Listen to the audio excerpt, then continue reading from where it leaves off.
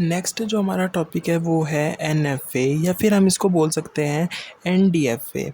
इसका मतलब क्या होता है? इसका मतलब होता है कि नॉन फाइनाइट या फिर नॉन डिटर्मिनिस्टिक फाइनाइट ऑटोमेशन या ऑटोमेटा। जैसे कि हमने पिछली वीडियो में पढ़ा कि डीएफए कैसे वर्क करता है, क्या होता है। बेसिकली एनडीएफए भी या फिर एनएफए भी वही होता है, बस इसमें जो मेन फंक्शन, जो मेन डिफरेंस है वो ये है कि ये एक टाइम पर, ये जो ऑटोमेशन कॉन्सेप्ट है, ये एक टाइम पर सिंक्रोनाइजेशन प्रोसेस करके एक साथ अलग अलग एलिमेंट्स पर जा सकता है। मतलब जो अल्फ़ाबेट्स हैं वो अलग अलग बेसिक्स पर लैंग्वेज को प्रोसेस कर सकते हैं।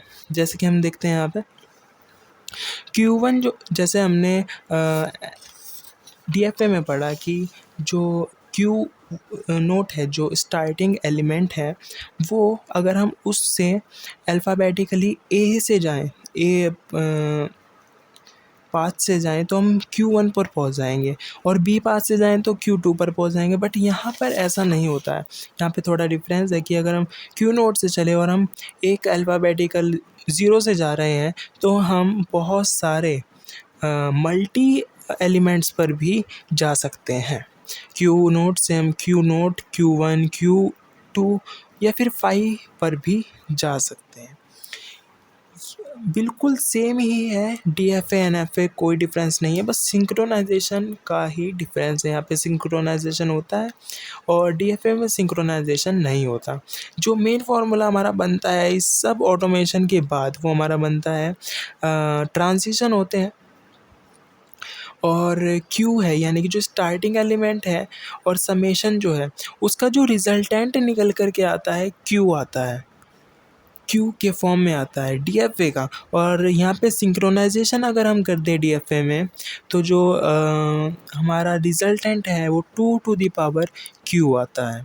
मतलब कि देख लेते हैं, ये ट्रांजिशंस हैं, ये नंबर्स ऑफ ट्रांजिशंस ही तो हैं, ये कुछ और नहीं है। पूरा ऑटोमेशन सेम रहेगा, सिंक्रोनाइजेशन के साथ ऑटोमेशन डीएफ बनेगा। बट जो ट्रांजिशंस हैं, जो मेन टेबल है, वो हमारी थोड़ी डिफरेंट रहेगी डीएफए से। क्या डिफरेंस होगा उसमें? उसमें डिफरेंस होगा इस फॉर्मूले का, जो कि ट्रांजिशंस टेबल्स को शो करता है। ये ट्रांजिशन टेबल्स का रिजल्टेंट है जो हम इधर की तरफ लिखते हैं। और डीएफए में ये क्यू रहता है, मतलब जितने एलिमेंट्स हैं उतने ही ट्रांजिशन रिजल्ट्स रहते हैं। बट एनएफए में जितने ट्रांजिशंस, जितने रिजल्ट हैं उससे 2 टू द पावर क्यू, यानी कि जो रिज़ल्ट है वो 2 टू द पावर क्यू में आता है, ज़्यादा ट्रांजिशंस रहते हैं। देख लेते हैं कैसे बनते हैं।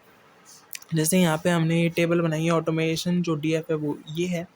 Q1 से हम 0 0 कर करके भी क्यू नोट, Q1, Q2 पर जा सकते हैं। और यहाँ पे हम इसकी अगर ट्रांजिशन टेबल बनाएं, ये क्या है? ये ट्रांजिशन टेबल ही तो है, ये हमारी ट्रांजिशन टेबल है यहाँ पर। और इसको बनाने की कोशिश करते हैं, समझने की कोशिश करते हैं। Q1 है, Q नोट है, Q2 है। यहाँ पर 3 एलिमेंट्स हैं, तीनों हम यहाँ पे लिख लेंगे, Q note, Q1, Q1, Q2। इसके आगे हम बाइनरी लैंग्वेज है, नॉर्मल सी बात है, तो बाइनरी लैंग्वेज के चलते हम 0101 लिख देंगे। उसके बाद हमारी ये ट्रूथ टेबल रहेगी। तो Q नोट से 0 कहाँ जा रहे हैं? Q नोट से 0 हम Q नोट से 0 कहीं भी जा सकते हैं। हम Q नोट से 0 तीनों पे भी जा रहे हैं, बट यहाँ पर हम आ रहे हैं 5 पे, तो हम यहाँ पे 5 पे लिख सकते हैं। और ये जो हमारी टेबल है पूरी बनती चल जाएगी हमारी। कैसे ये टेबल कैसे बनेगी? इस टेबल को हम बना सकते हैं on the basis of elements. Automation ही तो है ट्रांजिशन टेबल, बस 2 टू द पावर क्यू में बनानी है हमें। ये हमने टेबल बनाई और इस ट्रांजिशंस को हम आपस में मैच कर सकते हैं। जो मेन डिफरेंस है वो हमारा रिजल्टेंट ट्रांजिशंस का ही है। That's all.